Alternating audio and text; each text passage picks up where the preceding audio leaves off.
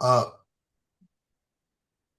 yeah, it is March 17th at 11:31. I'm calling the meeting to order of the Behavioral Health Committee and the Legal and Justice Systems Committee. Um, also, our land acknowledgement statement. Before we begin, we acknowledge that we are gathered on the traditional and unceded territory of the Lummi, Nooksack, Samish, and Semiahmoo people who have cared for and tended this land since time immemorial. Truth and acknowledgement are critical to building mutual respect and connection across all barriers of heritage and difference. We begin this effort to acknowledge what has been buried by honoring the truth. We pay respect to their elders past and present. Please take a moment to consider the many legacies of violence, displacement, migration, and settlement that bring us together here today. Also, please join us in uncovering such truth at any and all public events. Thanks, Brian. Appreciate that. So Lisa, I've got a couple of people that are trying to get into the meeting. One is Dean White, and the other is Seth Fleetwood. And so if you could just grant access to them, and if you need, we can go offline too. I can do it outside the meeting structure here if you need contact information. Okay. I'll go back and see if they are on the list that Jill set up. I know I've Okay. set out the emails a few times. I'll check on that. Okay, thanks. Both are presenting today if possible. So Okay. awesome. Okay, so we have a lot we have a lot going on here today, and I want to make sure that we honor everyone's time. This is the joint meeting between the Legal and Justice Systems and the Behavioral Health Committee. Thus far, we have 29 people on this call. We have several new people here, and I want to honor those new folks that are attending. So I'd like to do just a quick go around introductions, who you're affiliated with. Please be brief. We have a lot to get through today. And I'm just going to call on people based on the order that I see them on the screen. Wendy Jones, you want to go first? Yeah, I'm Wendy Jones. I'm the retired chief of the county jail, and I'm now a community representative. So, Thanks, Wendy. Good morning. Bertie morning. Safford, you're muted, Bertie. I'm Bertie Safford, retired family physician and member of the IPRTF representing the professional segment. Thanks, Bertie. Good morning. Brian, real quick. Brian Estes, co-chair of the Behavioral Health Committee and the treasurer of NAMI Watcom here in Bellingham. Welcome. Good morning, Brian. Rob Sullivan. Rob Sullivan, Regional Director for Pioneer Human Services. Thanks, Rob. Good morning. Arlene, go ahead. Yes, my name is Arlene Feld. I've been on this committee for many years. I represent the mental health field. I'm a marriage and family counselor. Personally, now working part-time, training interns who are Great. about to go into practice.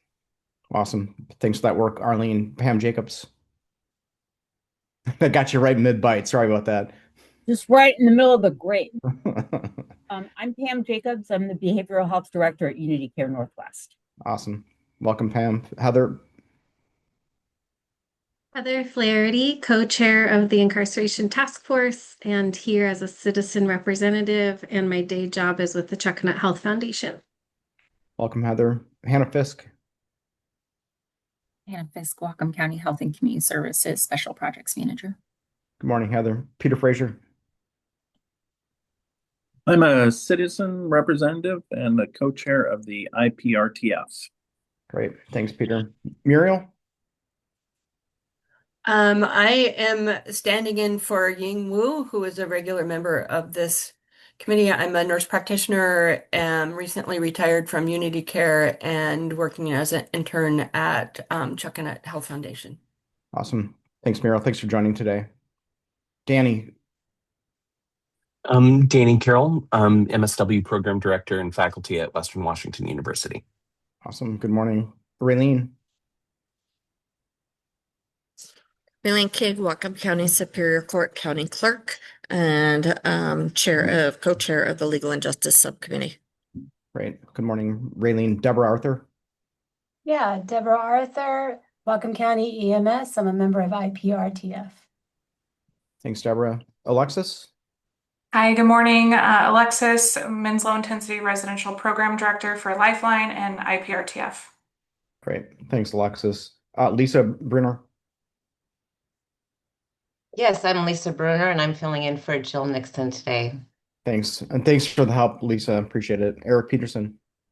Good morning, everybody. Eric Peterson, Field Administrator for the Washington State Department of Corrections, Community Corrections Division. Okay. Excellent. Thanks, Eric. Jeremy Harper. Yeah, I'm a patrol lieutenant for Bellingham Police. Just recently replaced Kyle Nelson. Thank you. Welcome, Jeremy. Chief Ertzig.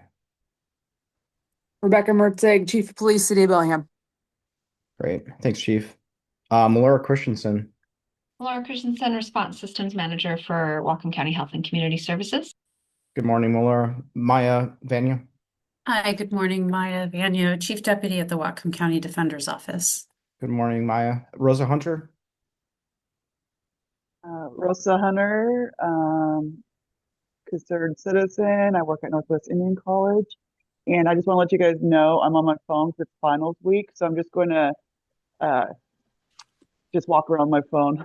So if you don't see me, I'm dealing with students. Thank you. Got it. Thanks, Rosa. Thanks for joining us. Kayla. Kayla Shop. Hi, everyone. Kayla Shop-Bressler, Executive's Office. Thanks, Kayla. Amy Hockenberry. Hello, Amy Hockenberry, Behavioral Health Committee, community member, background in behavioral health and data science. Okay, just give me a moment here to get oriented here. I've had to switch screens. Mayor Lund. Good morning, everyone. Mayor Lund, City of Bellingham. Excellent. Good morning, Mayor. Stephanie. Stephanie Kraft, I'm the Superior and Juvenile Court Administrator. All right. Good morning, Eric Sigmar. Whatcom County Prosecutor's Office. Good morning, Eric. Tammy Bennett. Hello, I'm the Bellingham Municipal Court Director. Good morning. Good morning, Tammy. And I think lastly, unless I missed anyone, Eric Ritchie. Okay, Eric may have stepped away. No, I'm here. I just keep looking for my video. It's not working. Ooh, wait. No. Anyway, Eric Ritchie, Whatcom County Prosecutor. All right. Thanks, Eric. Good morning, everyone. We've got a fairly full agenda this morning, and I want to make sure that we're respecting everyone's time. Again, this is the joint meeting between the behavioral health and the legal and justice systems. I did ask Jill Nixon to send out the jail planning scenarios, and that is first on our list today. And I do want to acknowledge that we have some folks in our in the attendee list that are concerned citizens, and we're going to make some space for conversations later with folks there. So if I can, I'm going to do a brief overview of the jail scenarios, and I want to lean on some of the folks that are more expert in this than I am. I serve on the JPOP committee for the jail planning and oversight. But I am by no means an expert in all of these things. So I do want to lean on Melora Christensen and Hannah Fisk for some of the details here and other experts on the call. We sent this information out about a day ago, and this includes the 4 jail planning scenarios that were presented based on 480 beds. And so if you can refer to your it's packet page, I think packet page 5, that provides the different scenarios. And so I'm just going to give a brief. I'm going to try not to editorialize. I'm going to try to just be as brief as possible. But through the process, through the Finance and Facilities Advisory Board, through the JPOP group,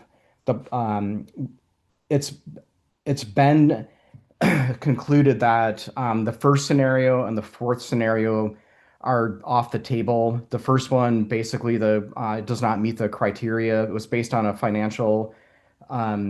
set of financial criteria and was not able to achieve the goals of the levy or of the sales tax rather. The second and third scenarios fall within, I guess, reason, and the fourth scenario definitely is just too expensive for planning purposes.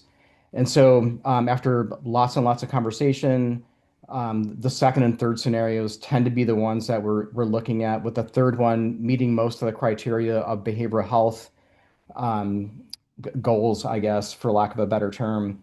And if you're looking at the numbers here, it's pretty clear that these are above and beyond. The scenario 3 is above what the projected sales tax revenue would be. And I'm just going to give me just a moment to pull this up real quick. One moment. So the initial proposal was based on $155 million preliminary budget. That was the interlocal agreement. And then there's a 4% sales tax escalation included in that. That agreement may or may not be plausible moving forward. And I want to open things up for clarifying questions in just a moment here. I think what we're looking at is some tension between items like booking restrictions and behavioral health care provision, things that I think that should not probably be competing with one another, but based on collections of sales tax, which were down $1 million or about 9% from the 2023 projections. We're facing a little bit of a shortfall here. Give me just a moment here to toggle back. I want to just briefly open this up to any questions that might be in the room at this point before I proceed further. Hey, Dan. Go ahead. Yesterday, at the task force, it was mentioned that there's additional, data and analysis that's going to be brought forward in the next 2 to 3 weeks that I think could have, an impact on how we evaluate these scenarios and how we might think about we're really designing a new criminal justice system here in addition to just building a structure. And I'm wondering if Peter Fraser could just refresh our memory on some of that data that's forthcoming, and when it's gonna land before we begin this discussion, so everybody's kind of on the same page. Yeah, fair enough. Peter, do you want to chime in? Actually, since Kayla, I did not know that Kayla was going to be on the line. Kayla would be the best person to talk about what is forthcoming towards the end of the month here. Kayla, are you? Yes, I am speak here. to that? Although Thanks. sometimes I hear Caleb Erickson. Caleb, I get confused, but I think you're talking to me. Okay. Hi, everyone. Good morning. So we have a few deliverables we're planning to share with the council and advisory committees towards the end of March here. We have an updated jail capacity analysis and specialized housing recommendations. So this analyzes jail data around average daily population, average length of stay, medium length of stay, types of charges that make up the population in the jail at the period of time being looked at. And that will inform both recommendations on overall capacity of the facility, as well as how capacity should be configured to create specialized housing needs. So an example of specialized housing needs could be healthcare needs or gender-based gender classification. So we are working towards that. We're also working on a behavioral health analysis, which Hannah Fisk would be certainly more prepared to speak to than I am, but that is going to look at the behavioral care center in particular and expected demand for inpatient treatment at that facility, potential operational costs of that facility, as well as what kind of impact on diversions from the jail we can expect to see from that facility. We also have the design build team working on an updated, refined scenario for the jail portion of the project in particular. So we've given them just initial direction around a $205 million budget for the purposes of their next exercise. And they're essentially making some refinements to look at if we're trying to balance capacity and sort of therapeutic elements of the jail, like programming or healthcare space. And they had $205 million to work with to accomplish that. What would they be able to produce? So essentially a scenario 5 coming out of the review of the previous deliverable that everyone has looked at. And then we have some alternatives that they're going to produce. So if you had a little less capacity, but a little more programming or healthcare space, what would that look like? And if you had a little more capacity, sort of how much would that cost to add the additional amount? So some alts on that. And then we have a scenario 6 they're looking at, which would be if we took a $205 million budget and we sort of maximize delivery of behavioral health and therapeutic services, what would be the capacity available in a facility like that at that budget amount? So those are forthcoming, and imagine there will be a lot of fruitful discussion. But I do want to just manage expectations. At a $205 million budget, it is going to be very difficult to meet everyone's goals from this facility, both from a behavioral health perspective as well as a capacity perspective. And so we expect some disappointment when we display this next round of scenarios and want to manage expectations on that. Hey, Kayla, could you just expand a little bit on describing scenario 5 and 6? Is if I heard you correctly, there'll be some like sort of like sensitivity analysis and balancing, Yeah. maybe jail capacity or jail beds with resources for behavioral health or diversion or crisis triage or whatever it is. Yeah. So Hannah, certainly speak up if anything I'm saying feels out of line with what you know. But yeah, I mean, essentially what we've said to the project team is if you had $205 million to spend, what would be your recommendation for balancing all of our goals and based on your expertise? So come back to that and then produce an alternative version of that scenario where you had slightly less capacity, but slightly more of the qualitative features that we're looking for in the facility. And the idea is that perhaps there's these two scenarios for comparison purposes, one that is balanced and one that's a little more in line with the rehabilitative goals of the project. That gives at least another starting point for furthering the conversation on budget and scope. I don't know if that answered your question, Brian. Well, does that assume a constant of 480 beds? No, I think what we've held firm here as the fixed variable is the budget at $205 million. So we're likely to see something slightly different than that 480 beds. Thank you. That's extremely helpful. Thank you. Yeah, for sure. And we're trying to prioritize capacity more than just the number of beds. And so really looking to maximize housing configuration for efficiencies. And so that's when I say you might see something slightly different than 480. That's not because we're not targeting to meet that goal, but there may be based on the configuration or puzzle pieces of the housing units, it could result in a different number. Okay.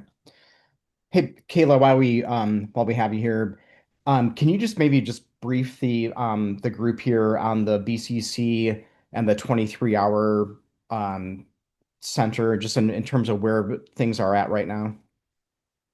Yeah, Hannah, do you want to take that or would you prefer I did? You want me to? Okay.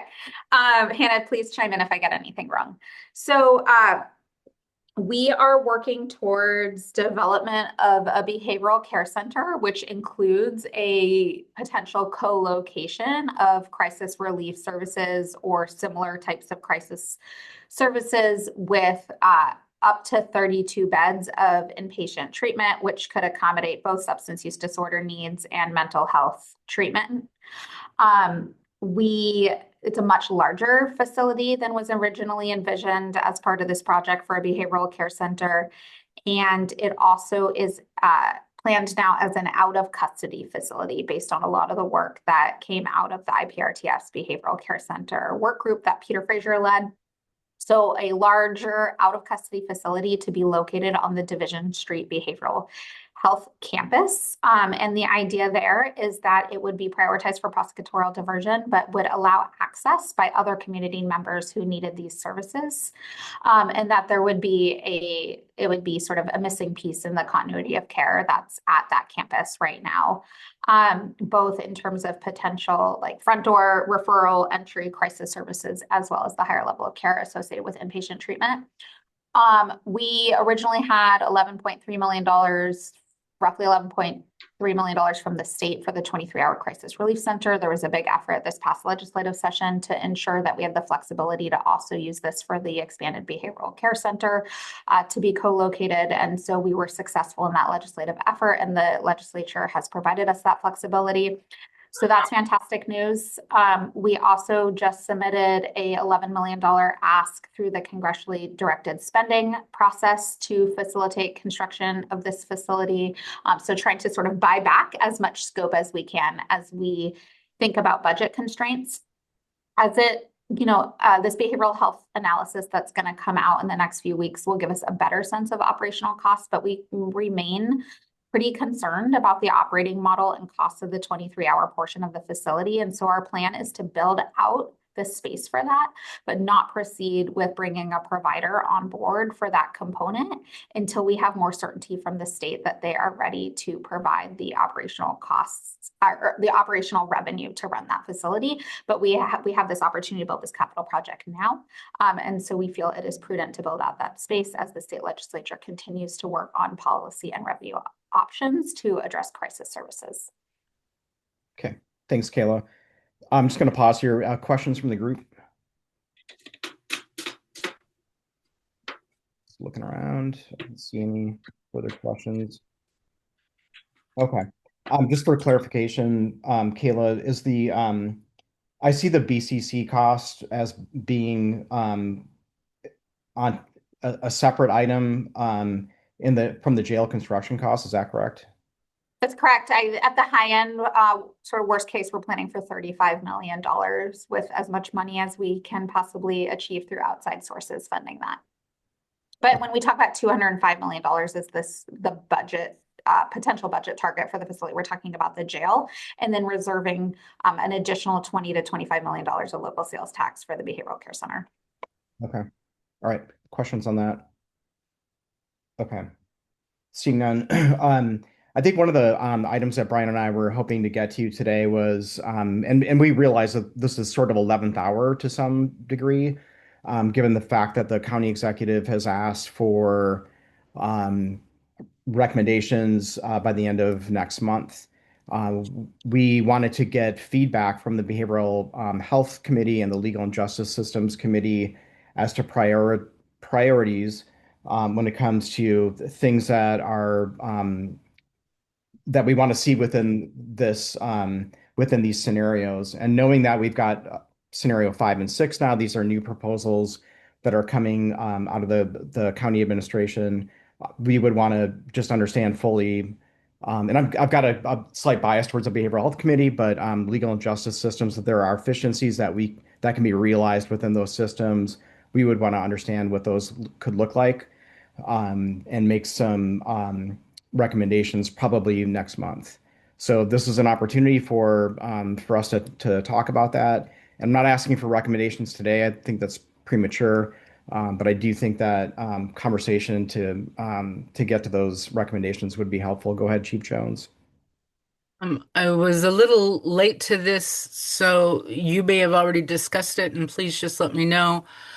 With the designs and the conversation everybody are having, is there an understanding that most probably over time the new jail that gets constructed will need to expand based on experience that we've had here locally and experience I know from pretty much every corrections facility in Washington State?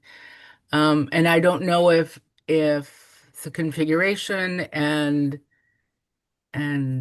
how it's being constructed, that it would allow it to expand if needed.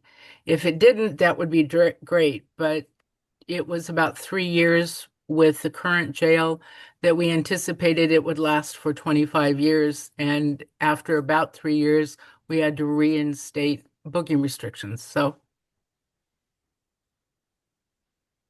Kayla, do you want to try to respond to that, or someone from county? Yeah, certainly. Thanks, Wendy. We are certainly aware of that possibility, though I think we all hope and wish that we're able to not be in that situation again. Our design build team is absolutely thinking about this. The executive, the council, everyone's thinking about this. The design build team is well suited to make recommendations on how to structure the different areas of the facility to promote future expansion. The thing that I would say is that as we building the facility for future expansion requires investment in those capital components. And then you're trading these other things, like it's a zero-sum budget, right? And so then the trade-off is the capacity, which would potentially forestall expansion, or these other programming spaces related to behavioral health. And so how we prioritize expansion potential as part of the scope versus these other components is a major tension. But I think we've got a team who's sort of well suited to find a balance there. thank you very much, Kayla. Arlene Feld. What'd you say? Arlene, your hand's up. Go ahead. Oh, okay.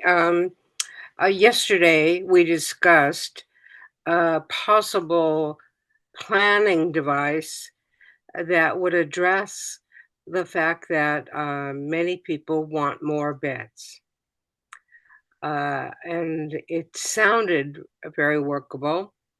The idea of expansion in stages over the years, and I'm not discussing how many years, but if you have a plan that you can expand the beds in stages when the money is available and the need is there, that would be a possible solution to the people that are arguing about that. Okay, thanks, Arlene. Other thoughts? Brian, go ahead. Yeah, I just wanted to say that I'm very encouraged by the scenario 5 and 6 in the sense that we might have an opportunity to model certain demand reduction scenarios, if you will, related to, reductions in pretrial detention, expanded diversion, and increased behavioral health capacity, and the kind of more upstream investments in the sequential intercept model. So I'm very much looking forward to seeing the results of that, those scenarios going forward. Great. Thanks, Brian. Heather, go ahead. Are you asking for general feedback and thoughts right now, Dan? Yeah, I'm trying to get the conversation going on. Okay. I want to make sure that we memorialize behavioral health and legal and justice systems Right. priorities within this conversation, so we can at least get that within our thinking. And I'm hoping that we can make a recommendation within a month here, coming from these IPTRF committees. So go ahead, Heather. Some thoughts for the conversation today. I think one really useful piece of information that I anticipate will be part of the coming scenarios and new jail capacity analysis is looking at the Whatcom County Sheriff's Office Jail Use Annual Report of 2025. And when you look at what is the average daily population, who is being charged, what are the bookings, what's increasing isn't necessarily more violent crimes in the community. A failure to appear for driving with a suspended license in the third degree, that grew 283% in bookings from 2024 to 2025. That's a warrant issue and a court issue. And theft 3 failure to appear, another court and compliance issue, grew 91%. The failure to appear for criminal trespass grew 108%.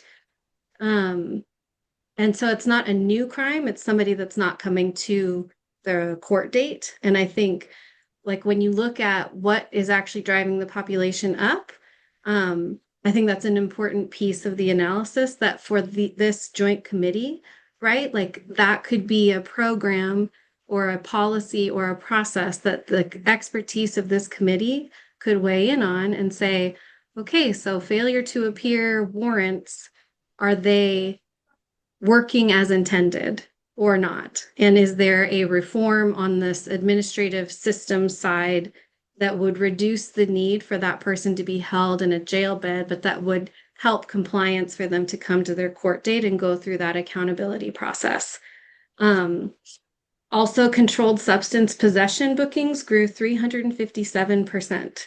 And so if you're looking at that giant jump in drug possession, then I think that the Behavioral Health and Legal and Justice Subcommittee, that's an opportunity for, and also hopefully an affirmation of what I'm really excited about, these new scenarios of that level of care that needs to be in the jail around substance use. Department of Correction detainers grew 318%. More than 200 people in 2025 were booked on DOC holds for supervision failures. And so is that a jail bed that we need, or is that a different reform? And then also disorderly conduct went from 0 to 59 bookings. There were 0 bookings in 2024, 59 in 2025. Indecent exposure from 0 to 2022. And though we don't know everybody's unique case, a lot of that is likely behavioral health related or homelessness related. So I would love for us to look at, and Kayla, maybe you can affirm if that's part of the upcoming analysis, is what actually is being booked and driving the need for more jail beds. And in our role as IPRTF, what are the reforms or the system efficiencies that we need to be addressing and building that could actually maybe reduce that number of beds that we need, which then therefore maybe it's not so much of a zero-sum game of trade-offs of, well, we can't afford, detox, or we can't afford 20 beds. And there are reforms along each of those charges that you can calculate how many bed reductions would that would play out to. So I'm not sure what that analysis is that the design build team is doing, Kayla, but I'm hopeful that it will incorporate that kind of data. The analysis looks at bookings by charge, if that's what you're asking. Okay.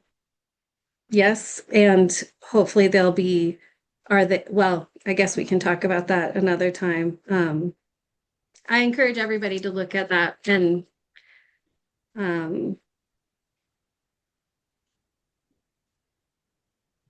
really understand what's being booked in our jail, and is that the place where we wanted people to be. So okay, I've got a number of hands up here. I'm just going to try to go through as best I can here. Marilyn. Thanks, Dan. Speaking to what Heather just said, I do think it's important that we're looking at what's happening in the jail and letting that guide decision making right now. I just want to put some caution about leaning in too heavily to 2025 as a year of analysis, because that is an outlier year. And I think those of us who spend time looking and weeding through data can understand how things can be skewed by like 5 Sigma or 6 Sigma events. And 2025 was the first year I think I've heard Sheriff Tanksley say, like, in 11 or more years, that some of the booking restrictions that were a policy choice were relaxed. And so what may have been booked in 25 may not be normative for what our community needs are. That could have been some pent-up demand based on those restrictions. And so I think it's just really important that we keep that context of leaning too heavily on any 1 year's worth of data. As it doesn't mean we can't look at administrative systems reform. That's not what I'm saying. I just want to just give context to the weight that we give to any one year in our calculus. The other piece I just want to make sure for this group that's said really clearly is those scenarios 5 and 6 are really any scenario before us right now is going to be very heavy on the capital needs because when we thought we had $155 million budget and then we built in some contingencies to get us up to like 165 or 168, we did not know then what we know now. And we've made this commitment for potentially a $35 million out of custody behavioral care center. So our capital costs are extraordinarily above where we were at that time. And that impacts the commitment that we have in the interlocal for services. And so I'm excited to see scenario 5 and 6, but I just want to make it in really plain language. We will have less money in this first wave for service delivery because the $35 million commitment to the behavioral care center, building a more therapeutic, more morally ambitious jail is going to cost more money. It's just going to cost a lot more money than we imagined to build the things. So I just want to make sure it's plain for this group. That's where we're at. Thanks, Mayor. Pam Jacobs. Yeah, I just wanted to say, I appreciate what Mayor Lund is saying about the data, and yet I kind of want to second Heather's observation about looking at the trends in bookings and the possibility for maybe building in some efficiencies around that knowledge. I wanted to ask a question too. What are we doing with the old jail? Is that going to be a jail? Is it going to be something else? I mean, what's happening with that space? That's a curiosity that I have. And the other thing is I wonder about specific integrated services that might increase efficiencies and not overcommit expensive behavioral health programs with intensive staffing. Maybe there's a way to take some models from hospital and clinic settings and extend those into the jail environment. So those are a couple things that I wanted to say. Okay. Thanks, Pam. Anyone from county want to chime in on that, on the demo cost for the current? Yeah, I'm happy to chime in. We have a very conservative high placeholder around $8 million for the demolition cost of the new facility. It was initially planned to be completed as part of this project. As we feel more budget pressure, the county is relinquishing sort of that goal to be accomplished timely with the construction of the new jail facility or at the completion of the new jail facility. And so it remains to be seen, but there's not a plan or a discussion around using that as a facility. There's a reason we're replacing it. It's not adequate or humane. Thanks, Kayla. Arlene Feld, go ahead. Well, I just want to repeat that it's very important to have good staff for the 23-hour clinic. And it doesn't matter about the setting. You can use very simple building or part of a building in a very simple way because it doesn't need to be beautiful.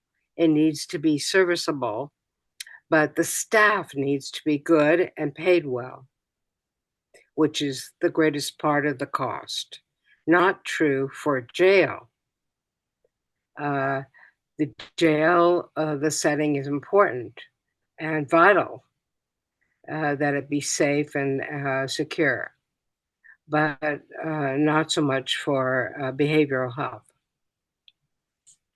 Okay. Thanks, Arlene. Chief Mertzig.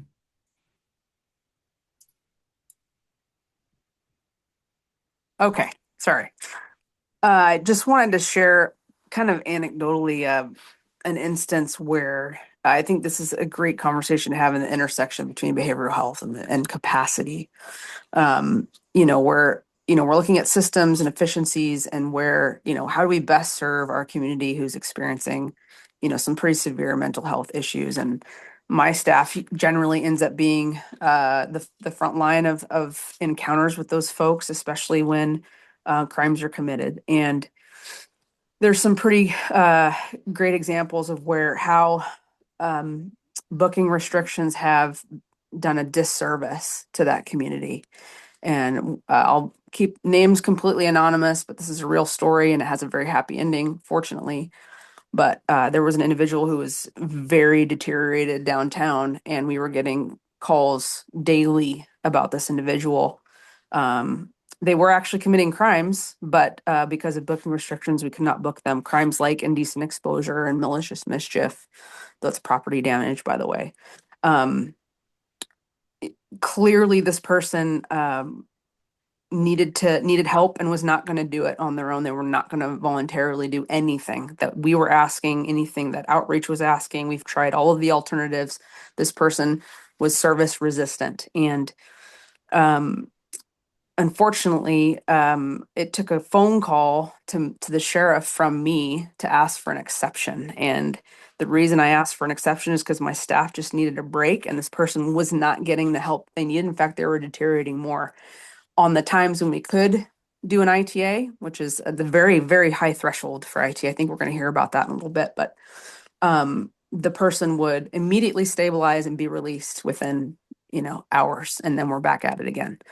It wasn't until this person was booked with criminal charges that they were able to get the help they needed, and they were sent to Western State. They were stabilized, and now they're on our Grace caseload and thriving. So I just want to make that as an example of where booking restrictions actually does not meet our community goal of actually getting folks stabilized sometimes because of the challenges with and the thresholds of ITAs. So I thought that was important to share because it was one of those things where that's why I'm so passionate about booking restrictions, because at the end of the day, I have a good sense of the impact on the community and on victims really in whole. But I think that's important to know as part of this conversation. Thanks, Chief. Thanks for those comments. And we are trying to get Seth Fleetwood, who is working on ITAs down in Skagit County, trying to get him on the call here a little bit later. So I'm kind of working on that to your point, Chief. And then Arlene, I see your hand up. Is that from before? Oh, I didn't thought I was down. Okay, no worries. Sorry. We'll get used to this whole Zoom thing eventually. So, Danny Carroll, go ahead. Yeah, I think looking at these scenarios and seeing the services that we're wanting to provide, I think we have to also have, in addition to the conversation, a little, and to go back to the chief's point, workforce development and putting an emphasis on that, to be able to have the workforce to actually go in, not just in the jail itself, but preventatively, and be able to provide those services in the first place that could be preventative, from even going down the road to where we're utilizing the jail as our mental health primary mental health treatment facility. Thanks, Danny.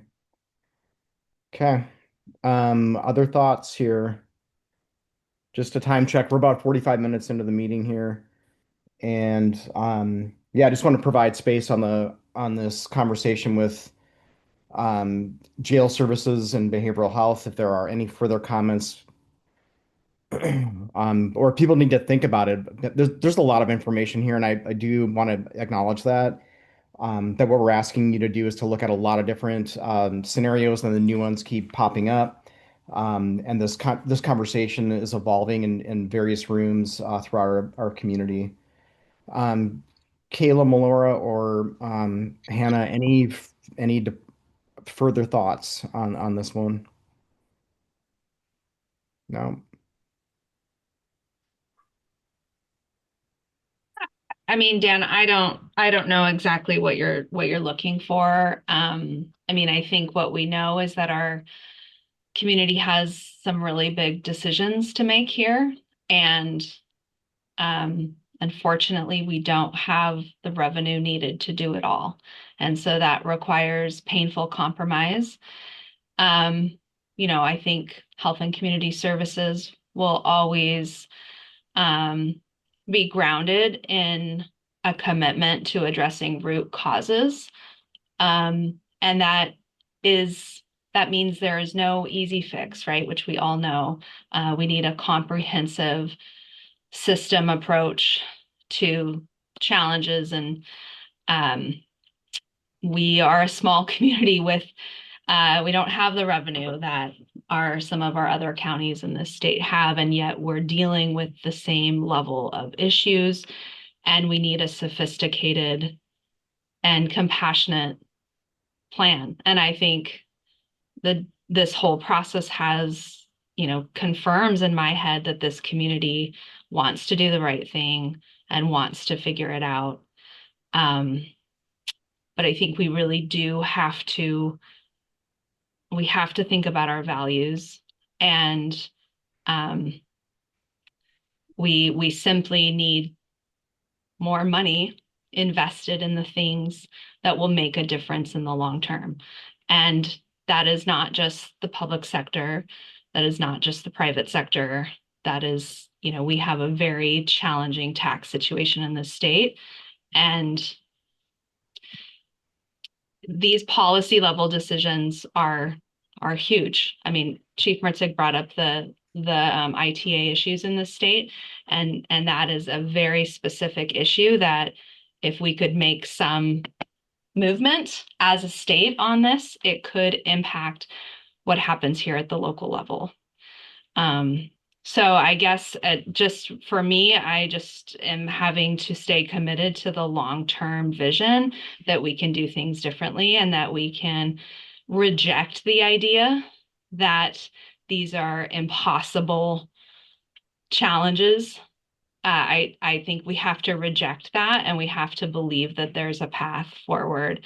And that takes more than just these committees having a stance. Everyone wants public safety. That's across the board. How we get there is where we don't agree. And so I know this isn't what you're asking for, Dan, but I guess I just really want to ground us in our values, because what Bellingham and Whatcom County looks like in 20 years is determined by some of these decisions. Thanks, Melora. And I think that you actually hit the nail on the head in terms of what I'm trying to get at here is to acknowledge there's a tension between the reality of the funds that are coming in and not coming into the expectation that we had, and the values that you spoke to so eloquently when it comes to I think what everyone wants is public safety, behavioral health measures, efficiencies within systems to try to make everything that we're doing better. And so I don't want to spend too much time editorializing. I see hands up. Birdie, go ahead. Yeah, I have a question. Looking across the jail scenarios, I haven't heard explicitly discussed, but when we talked about this, trauma-informed design was a really important principle. And I can imagine that in principle, adding different lighting and windows might modify the cost, but I would like to see that in the scenarios to know if there's a difference between them and what we're sacrificing or including in such an important issue for both inmates and staff. Thanks, Birdie. That's a great point. I mean, that's been brought up since day one, was trauma-informed design. I don't know if there's anyone that wants to speak to that here in this room. Caleb Erickson's your expert, but I don't think he's in. I think Hannah can speak to it. I think we'll see a little bit more of that teased out in this next round of scenarios, because those are where some of those decisions are going to have to be made. Birdie, you said it really accurately. All of those things cost additional money. They have been part of the design, but when we're trying to find a balance in the layers that Kayla laid out earlier, those will be pointed out which ones can be afforded in which scenario and which ones might have to be left out or to what extent. So I think we'll see that fleshed out a little bit more here and get some more estimates on board of what kind of price point we're looking at for, big picture costs as much as well as we can. Thanks. Thanks, Hannah. Brian, go ahead. Yeah, I just had a question related to scenario 2 and 3, the metrics for booking restrictions and diversion triage. Are there specific metrics, or how are we measuring that? The differences between minimal and most improvement, for example, or going from minimal to moderate in the case of diversion triage. I can try to answer that one. So basically, it's the space allocation in that booking intake area. So one of those scenarios, if you're minimal, you won't really have the space for the staff to do the SET assessments and mental health assessments and for legal consult to decide if somebody can be taken out of the booking area and go straight into a diversion that's specific for behavioral health related needs.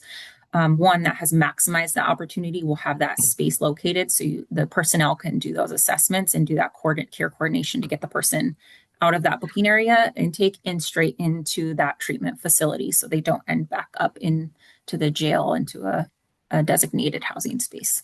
So that's what it's trying to kind of explain when you're making that choice of which scenario and where that priority lands for you when you're having to make those choices. Thanks, Hannah. Muriel? So I'm new to this and just had a handful of minutes to talk to Ying as he was heading out the door. But the one thing that he was pondering and had mentioned to somebody was, especially with these two new scenarios, is taking a pause of requesting an extension to consider this, since it's so impactful on so many levels. And I realize that there is a price tag with that, but since I'm filling in for him, I just thought I should throw that out there since those were his thoughts. He did say that he had talked with somebody about that as well. Okay. Thanks, Muriel. Before I get to Mayor, Kayla, do you want to address what that looks like? Yeah, I didn't know if Mayor Lund wanted to provide a direct response first, and then I'm happy to chime in from the county's perspective. Sure, Mayor. Yeah, I think it's valid for members of the community to question, like, what is the time bounding to make this decision? But I know with the size of the project and the numbers that we're talking about, I've heard the county talk about kind of the debt obligation that we add to the project is about $700,000 for every month. And so if we delay 2 months right now, I just wanted to paint a picture of what like $1.5 million looks like, because the city is committed $1 million to the behavioral care center. And that is our the vast majority of all of our opioid settlement dollars. So a 2 month delay would consume all of the opioid settlement money that the city of Bellingham has received and made a commitment to the behavioral care center. So I just wanted to explain the cost when we're weighing the decisions around time to make this decision. Yeah, Go ahead, Kayla. Yeah, I'll just chime in from the county's perspective. Certainly understand, as Mayor Lund shared, sort of the gravity of these decisions. But, I think with the Justice Project sales tax getting over 60% approval, like we've heard loud and clear that the community wants us to build both a jail and the behavioral care center, and that they're ready to do it now. Notwithstanding that, certainly we're having to make compromises from what was originally conceived of as our project goals. But these projects are not getting any cheaper, and these decisions are not going to get any easier. We're one of the data points we're talking a lot about in our office is that there were proposals and rightly so. They were rejected 10 years ago to build a new jail. Skagit County proceeded with construction of a jail at that same time. They built their jail for approximately $60 million. And so we have real risks of cost escalation the longer we wait. And we are trying to deliver these projects as we've committed to the community. Thanks, Kayla. Heather, I see your hand up. I think though, yes, and the overall expense of all of this will be 300 million or so, and 700,000 is 0.2% of that total expense, not to mention the operating costs that will go into whatever we build.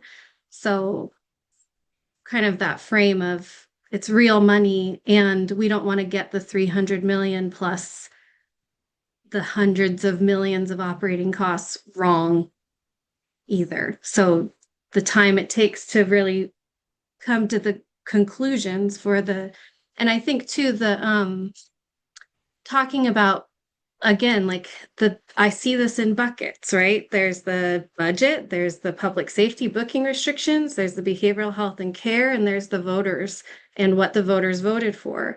And I think there's subjectivity across all of those and a ton of anecdotes. And there's also some data and objectivity. And we don't always have all of the information we need in these bodies to get to the level of clarity around like what would reduce the jail by 20 beds, or what does the room need to look like, right? And so if we're in the values and policy space of giving guidance, like that the subjectivity of what did the voters vote for? I think the voters didn't just vote to build a new jail, they voted to build a human-centered system that helps people get better when they end up in jail. And so I want to add that to that frame too of the community processing.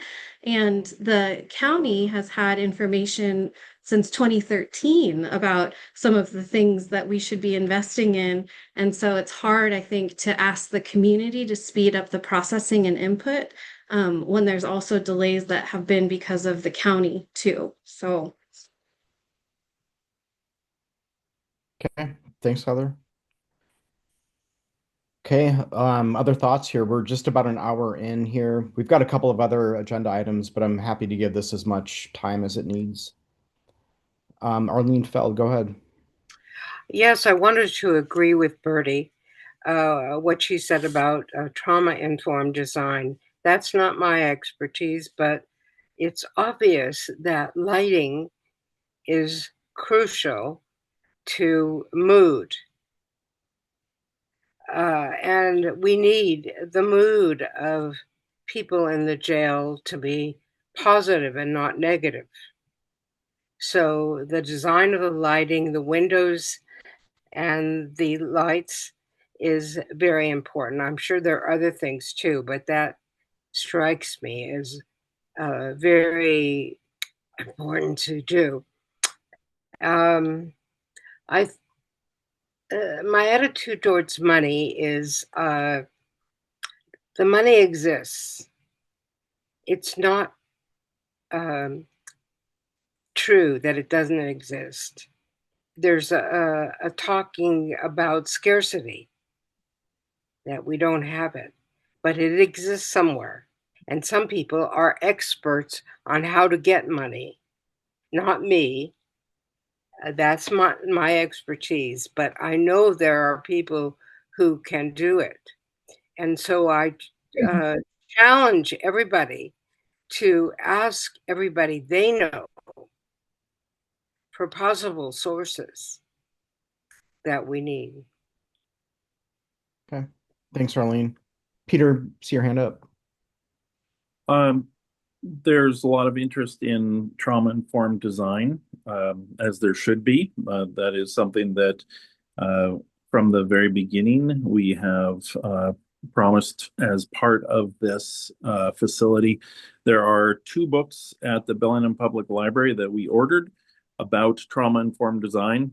It's a catchword, but it is much more than a catchword. It is it's a whole design standard and practice. And I would recommend to anybody on this call, if you're interested, please go to the Bellingham Public Library, got two copies about trauma-informed design. You'll be able to find it.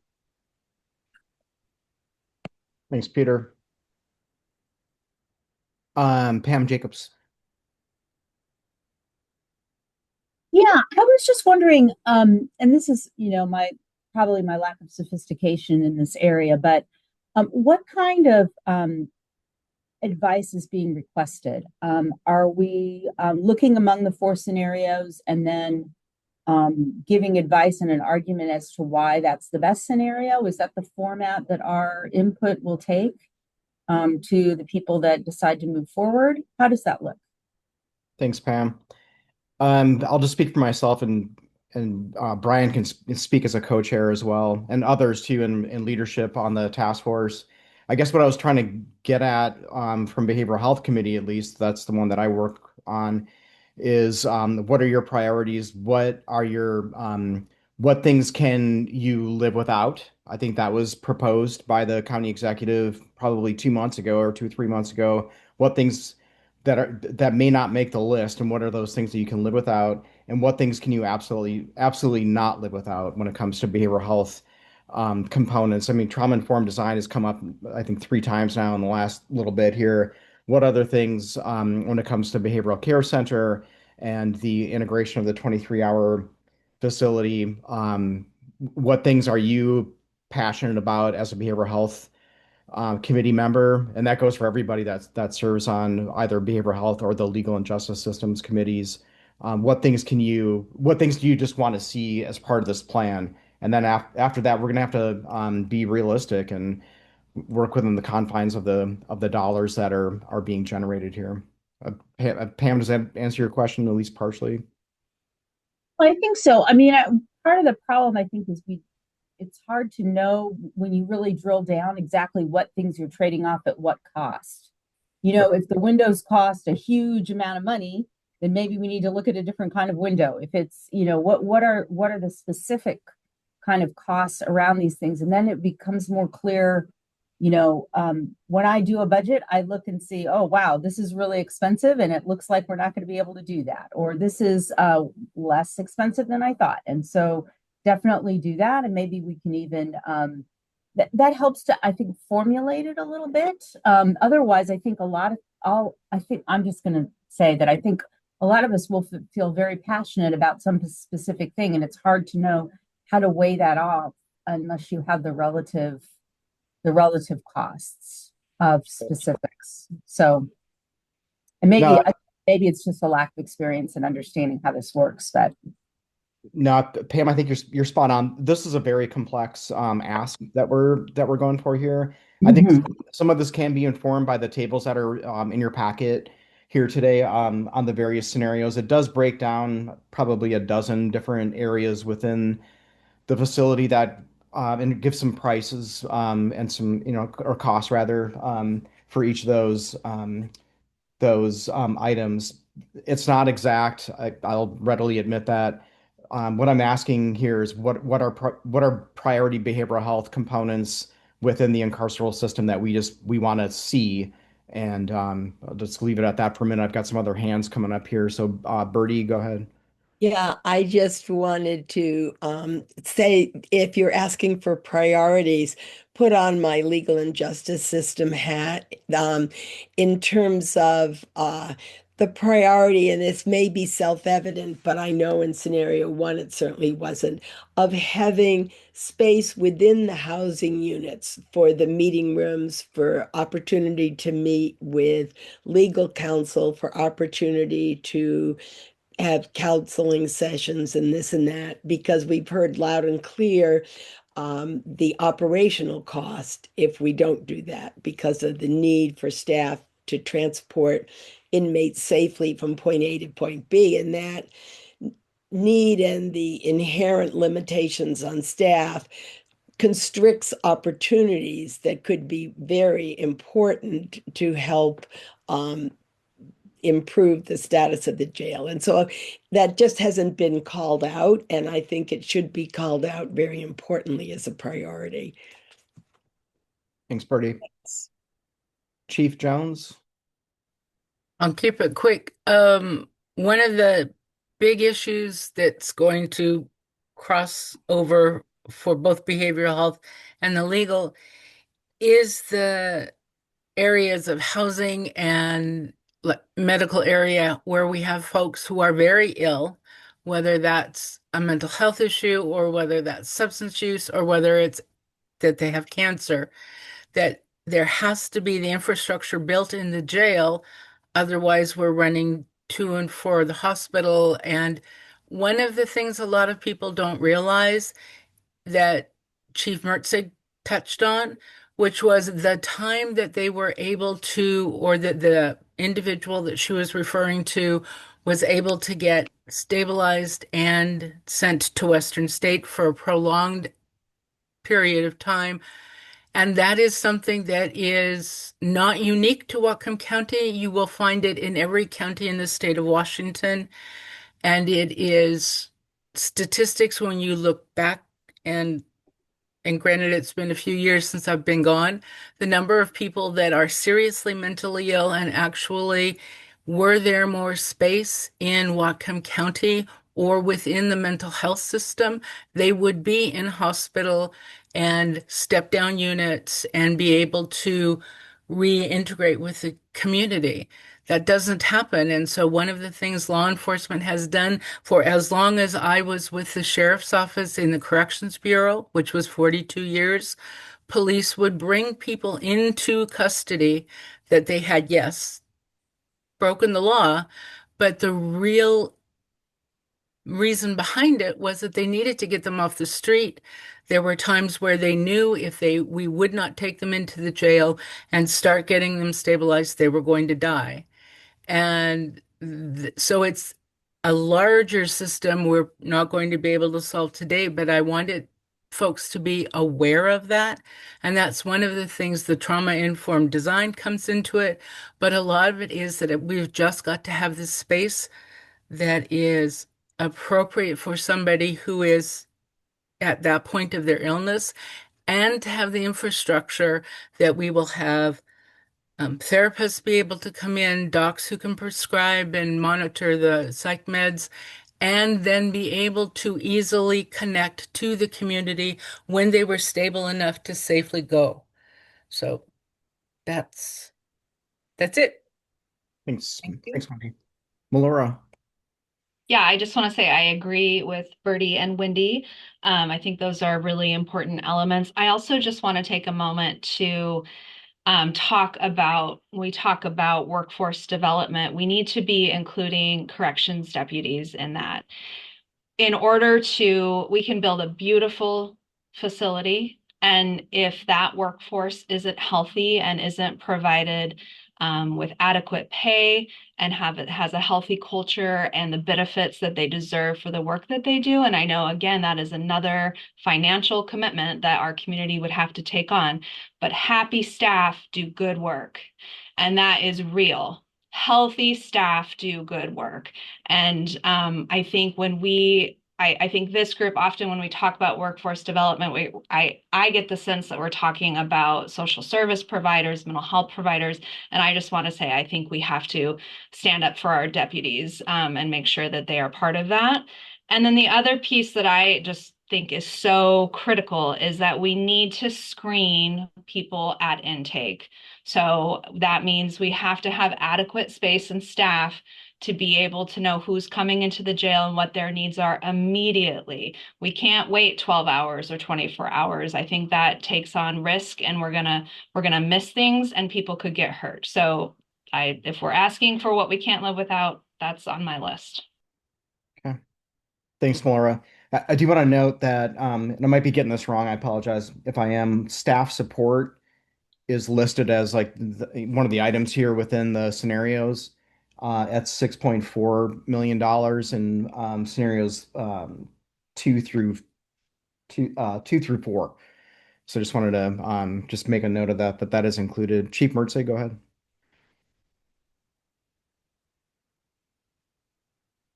Sorry, I'm on my phone, unfortunately. Yeah, I just wanted to piggyback a little bit and kind of take a step back. This is the third meeting about the jail that I've had in 4 days. So I wanted to make sure we're all on the same page. And I know that the sheriff's is not in the room, but I wanted to make sure that I'm gonna feel comfortable speaking for him as well. Wendy framed this up perfectly, which is all of our scenarios. Notice that they have that 480 beds. That is what we think we need right now. The sheriff has been very open and public about saying this jail needs to be 600 beds to plan for the future. And I know that that's that's probably not likely given our current financial constraints. So the idea of going below that is quite frightening because I think we will be in a scenario like Skagit County where restrictions will begin soon after we build a brand new facility. The idea of expansion has always been on the table, but I think the sheriff has the same fear that I do, which is when you're talking about government buildings, and the idea was we'll build it bigger later. There's a lot of real life scenarios here in our own county where there was aspirations to do that. The building I'm in has a phase two that is giant, and it was back in the 90s cost about 1.5 million, and the idea of doing that improvement today is insane. The bill would be astronomical. The municipal court is a church. It wasn't purpose built, and that was supposed to be a temporary location for them. It's 20 years later. So I think that the sheriff fears that, yes, we all are on board of let's expand if we need to. But going below 480 with that being the need that we need right now is quite frightening for all of us. Thanks, Chief. Yep. Okay. Other thoughts here. I just want to provide the space for it. We're at about 12:42 here. We've got 18 minutes left. We've got another agenda item. Unfortunately, Seth Fleetwood had to get off the call. He's working courts down in Skagit. He had to go back to one of his other obligations.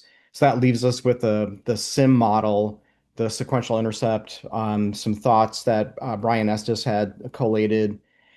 I do want to make sure that if there's any other thoughts between now and next month when we're going to reconvene on this, now is a good time to put forward any other ideas or things can't live without.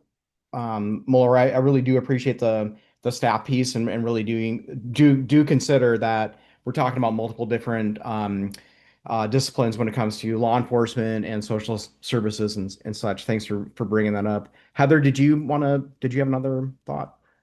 I still have questions, I think, about I'd love, and maybe the new jail capacity analysis will answer these questions, but what is going into the 480 bed need estimate? Like, what is the formula? Is it the linear population growth plus crime rates formula? Is it looking at the different categories of charges and bookings and assume, like, Mayor Lund said we can't assume 2025 is a normal year, but those bookings increase so much. And so if that ADP actually should be lower in the formula, I just would love to know more about the rationale of 480 and what the formula is behind it. Okay. Thanks, Heather. I think that might be a county question at this point. And no need to answer right this second. I do want to move us along. Thank you, Heather. That's a great question. Okay. Brian, are you prepared to take us through the sequential intercept model? We could do that, Dan, but I believe, and Heather, correct me if I'm wrong here, they were going to have a draft of that report available within a month. And so I don't know where we are in terms of receiving that. I'm just wondering if it might be better to go over that once we have that, that draft sim. From the sim? Yeah. Yeah, the process from here. Sorry, am I frozen? You're good. Okay. I think it's in my inbox and I just need desk time to send it, and it needs to go to the participants of the sim first. Oh, okay. And then it will be public. And Dan, if you if both you and Brian want, I do think any highlights people want to share would be super appropriate today. And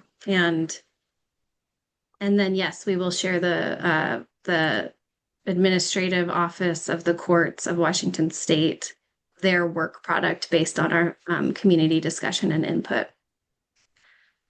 I mean, I did develop a slide deck sort of based on the community priorities and how they were ranked. And I mean, we could share that perhaps today. Would that be okay? And maybe Heather, you could provide a little bit more context for some of these. So I did email these to Jill, but maybe I should just share my screen. Would that be okay? Go ahead, Brian. Okay.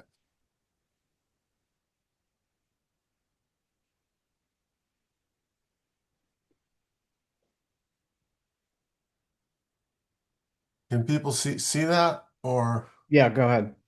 okay.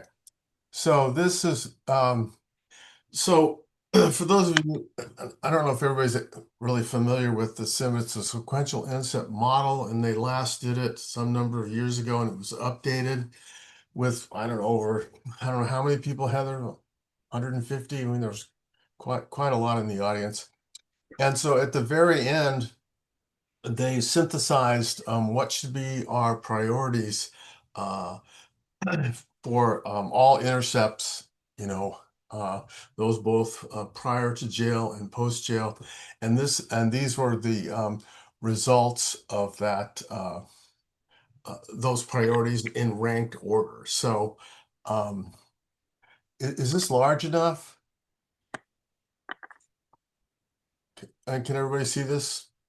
Okay, thank you. But one of the I thought one of the more interesting and very important, obviously, concerns was, how do all the different entities involved, with providing services for those uh, prior to being touched by the criminal justice system, and then once they're in the system, how can we communicate better across? That received 13 votes, the highest.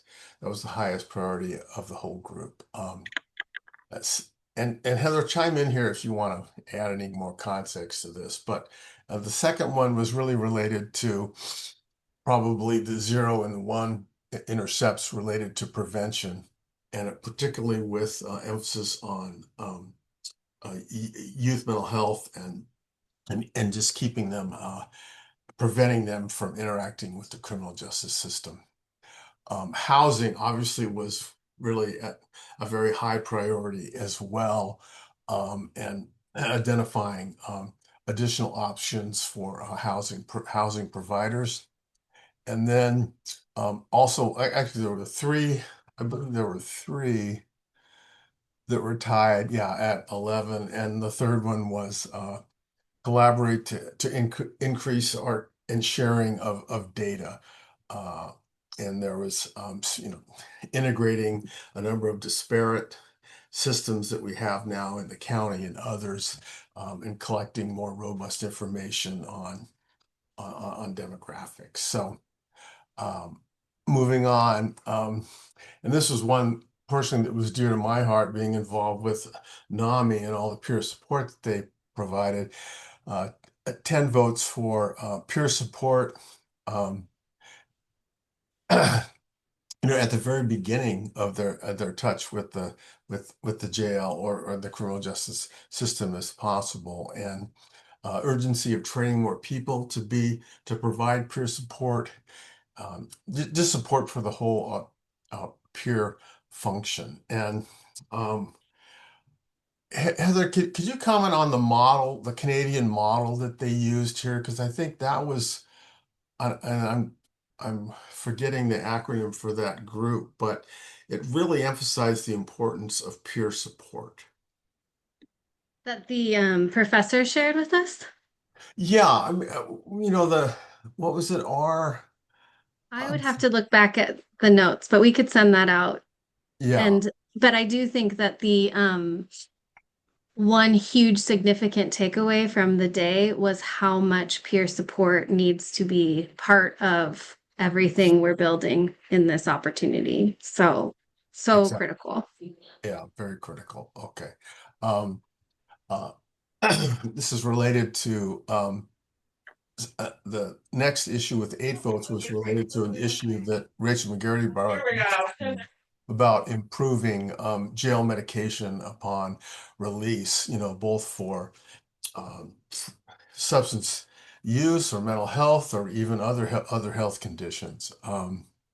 Uh, Increasing daycare center availability, so people might be able to um, have access to services that they ordinarily might not be able to avail themselves to due to childcare.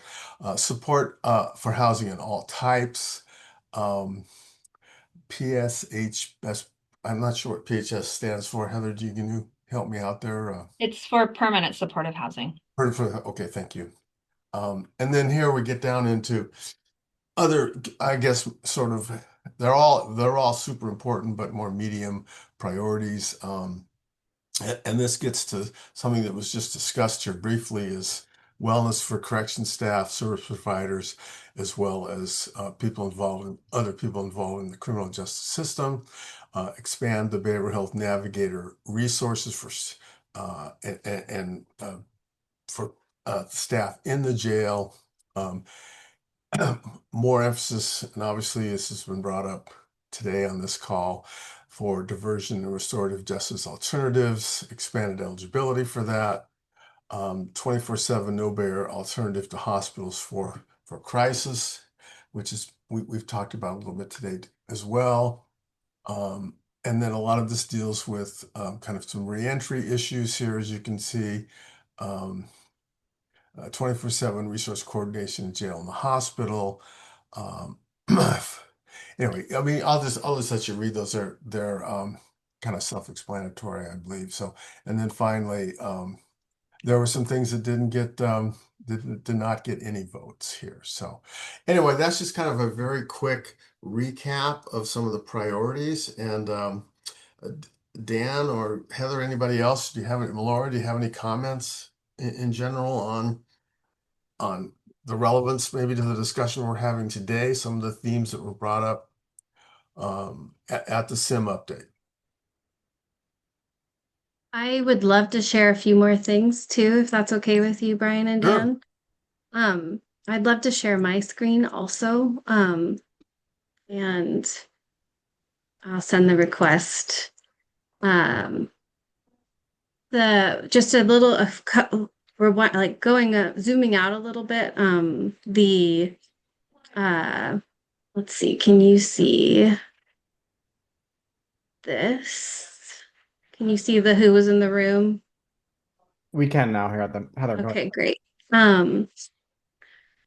The sequential intercept map was one of the top 10 goals that the incarceration task force put forth in their work plan last year that they wanted to accomplish. And just to zoom out a little bit, it's the map of pre-incarceration, arrest, incarceration, and then reentry and community supports. And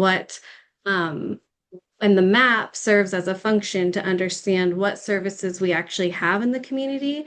But the value of the workshop is that all of the people across the system are in one room together. And so you start to get to the handoff pieces and what happens in between the intercepts and how are people moving through these intercepts and moving into paths of rehabilitation. And so just a little brief overview that then gets deeper into some of the priorities. Just to show you who was in the room, it was really an amazing room of, we had law enforcement, we had the courts and legal representation, we had judges, behavioral health and crisis services and programs, housing and shelter, community and peer support organizations, prevention and youth support. We had government and policy representatives. And I think some of the most significant wisdom in the room came from our lived experience advocates and people who have been through the system. And some of the insights were just, I thought, really powerful. The voices, the lived experience voices, we asked what would keep you from ever ending up in jail? And some of the things they shared were third spaces, places of belonging, more connection to true community, a person who believes in them, mental health services for youth, including at schools, childcare, lots of peer support, preventable peer supports, access to counseling, and maternal care even. Like this was a really thoughtful crowd of looking at the full prevention spectrum.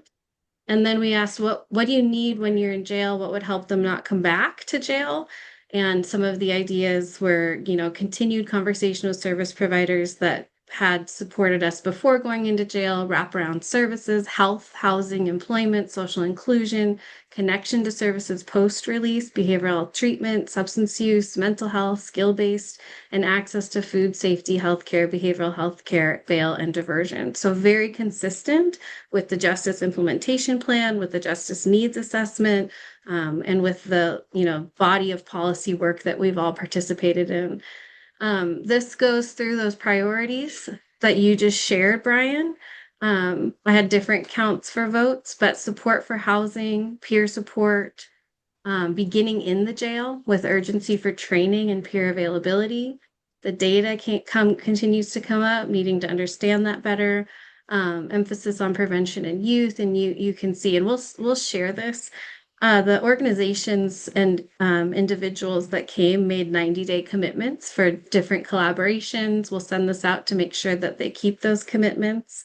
And then we created some action planning groups around data diversion. And what was awesome is some of the things that people said they most needed are things that we're already working on. And that was really affirming. The other thing that came up is what are we not talking about that should be? And so youth prevention and early intervention was named more often than any other gap. The affordable housing shortage as a root driver obviously came up. Families and parents of adults navigating the system, people leaving jail who are parenting, and what that opportunity is there if we want to reduce adverse childhood experiences. I don't think we've even barely touched on that opportunity when parents end up in our jails. Support for Native populations, more collaboration and culturally specific resources, employment opportunities, human trafficking, third spaces, and supports for registered sex offenders noted as absent from the conversation. So just to zoom out of some of just the breadth of the conversation that was had. And I think there was a lot of value in the discussion. But a lot of you were there. So what would you like this committee to hear? And what I hope people are hearing is that whole human-centered, integrated approach to achieving long-term public safety aligned with some of those values that Melora was sharing with us earlier. So other people though. Thanks, Heather. Yeah. So thank you. That was great. A good synopsis. That does take us to time. And because this is a public meeting, we do need to create space for public comment. And Lisa, I don't know if you see any attendees in the room that have their hands raised. Yes, we do have one. Andronetta, go ahead.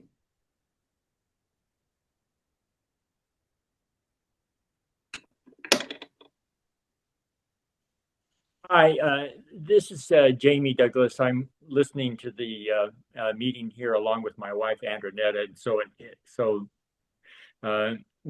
We have reached her goal in our marriage that we're enmeshed. But I'm the one speaking. As long as I've been around, seeing situations like this where a project that needs to be done always comes up against cost. And how are we going to get this done? We don't have enough dollars to get this done. Along with that, I've heard forever how much cheaper it is to intervene early, and how much the lack of that intervention turns into really big dollars. And when we start talking about the jail, I hear a whole lot of people talk about the jail, from the standpoint of we need to have a jail. Oh, well, maybe we can reduce just how big it has to be by having these add-on little things like behavioral health or interventions, or that we could take care of that so that we could. But always the jail is looked at as the primary thing. We got to do the jail. And if push comes to shove and we don't have enough dollars, we'll forget all that extra stuff and we just big as jail as we can. I think that way of thinking just completely goes against all of that learning that's supposed to have happened about trying to do early intervention to try to get the best results. I mean, the list of lived experience that was just shared, speaks, I think, to how important it is to intervene. I would love to see us take an approach that said that booking people in the jail should be the action of last resort. That's when we get down to where this is the only way we have to deal with this situation. And when we're starting about trying to prioritize the use of funds, we ought to try to put the money where we're going to get the most bang for the buck. And that's not in the jail. That's in the diversion, the mental health care. If you can take and get people, maybe even if they're on a home release, that are being seeing a social worker or a therapist, somebody that's helping them deal with their problems to help manage them. You're not even, talking about having to have a place where they're staying. And we ought to be thinking about putting our money there because that is the biggest bang for the buck. Because if we take the approach that says that, okay, we can't afford everything, and so we're just going to build the biggest jail we have, then we are guaranteeing that we will outstrip that no matter what the estimate is. If we build a jail that we think will last for 10 years, it'll be filled in 2. If that's the approach we take, because it's a law of nature that things expand to fill the space available. And if the only tool we have in our toolbox is the hammer of a jail, then everything's a nail, and it just seems to me like we'll be ignoring again all of that learning that we preach about all the time about early intervention as being that great saver of cost. So I would really love to see us take the approach of saying booking in the jail is the action of last resort. Thanks for listening to my comment. Thanks, Jamie. Appreciate it. Okay, that takes us over time here. I just want to respect everyone who stayed on the call here, and I just want to thank you again for this, and we'll talk again in about a month. And this meeting is now adjourned.